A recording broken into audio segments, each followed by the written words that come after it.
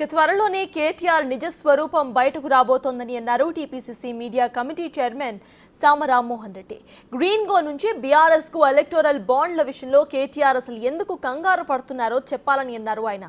Formula ఈ race విషయంలో జరిగిన ఒప్పందం తరువాత బీఆర్ఎస్ కు బాండ్ల రూపంలో డబ్బులు అందటం అందరికీ కూడా తెలుసని అన్నారు.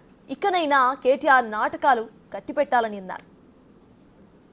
తన చిట్చాట్ల బీఆర్ఎస్ పార్టీకి 2022లో ఎన్నికల బాండ్ రూపకంగా గ్రీన్ కో నుంచి డబ్బులు వచ్చినాయి.